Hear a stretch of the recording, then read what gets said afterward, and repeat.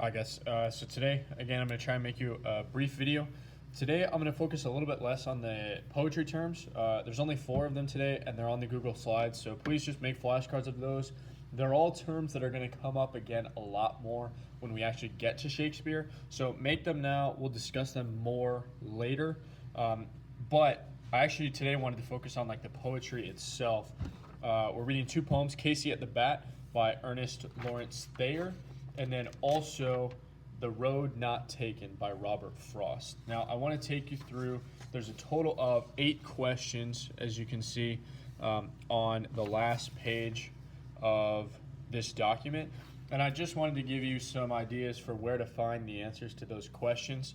Casey at the Bat is like a narrative poem this time, so it's actually telling a story.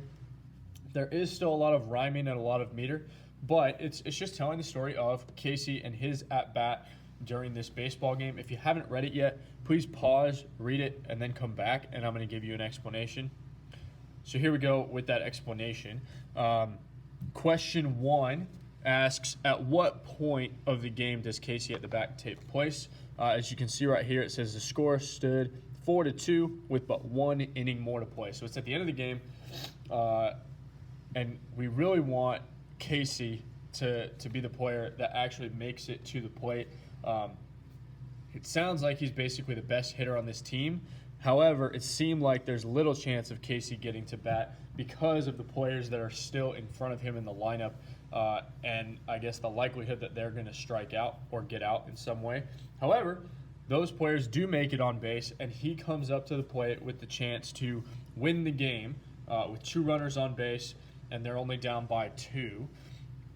However, he has a very nonchalant approach, right? Question 3 is, how does Casey react to the first 2 pitches thrown his way, and how does the crowd react after each pitch?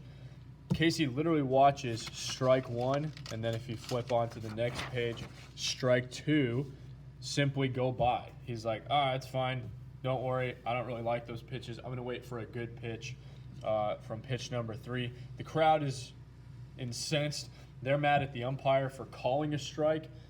But they still expect Casey to actually hit a home run. And that's why when we get to question 4, how does the game end? Is it what you expected?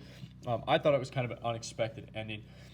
It says there was no joy in Mudville. Mighty Casey has struck out. So usually with this type of poem, a narrative poem, you kind of expect, my side is going to win. We're going to be victorious. It's always the happy ending. But it just kind of ends with, the game is over, and they lost, which is a bummer. Other couple things, switching to Frost's poem, much shorter poem, so I'm actually just going to read it. It said, 2 roads diverged in a yellow wood, and sorry I could not travel both and be on one traveler. Long I stood and looked down one as far as I could, to where it bent in the undergrowth. Then took the other as just as fair, and having perhaps the better claim, because it was grassy and wanted wear, though as for the passing there had worn them really about the same. And both that morning equally lay, in leaves no step had trodden black. Oh, I kept the first for another day. Yet knowing how way leads on to way, I doubt if I should ever come back.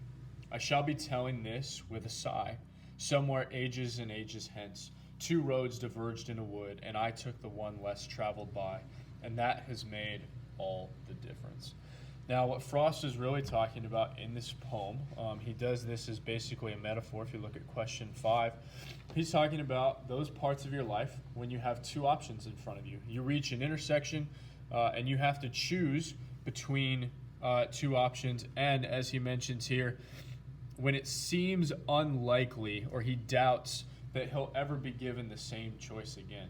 So for some of you, that was when you had to choose Servite versus another high school. For some of you, it would be college. For some of you, it will be whether to be friends with someone else. For me, for example, when I went to college, I was still pretty attached to some of my friends from high school and wanted to spend all my time hanging out with them. But my dad, being fairly wise, didn't allow me to have a car when I went to college. For that first year. He said you should just get to know the people that are at your school first, and then if later on you get homesick or you want to see your friends at home, fine, but just try out the college experience first, see how it goes. And I know that if I had had a car, I'd had the ability to drive the 45 minutes home, I would have done that a lot. and I probably would have just stayed with my high school friends. And I don't think it would have worked out as well for me. But instead, because my dad kind of forced me to, I got to know all my friends at college, and they're people that honestly I'm glad that I spent more time with them than the people I grew up with. But that was a choice that I had to make, and I can't really go back. And for someone like Frost, he's saying that those choices in life are exhilarating. They're kind of what make us who we are. And he goes on to say even this, right? When we kind of ask, how does Frost decide which road to take and what makes a road worth traveling according to Frost, he says this at the end. This is probably Frost's most famous line in all of his poetry. He says, I took the one less traveled by, and that has made all the difference. In other words, he chose the road out of the two that not as many people had traveled because he liked how interesting that was and he didn't want to be just like everybody else. So to close, we just have one question for you. Have you ever approached a crossroads and have you been forced to choose a path? What decision did you make? How did you make your choice? And why did you choose? What did you choose to do? So just tell us a little bit about that. If you have any questions, as always, at office hours, let me know, and have a good day.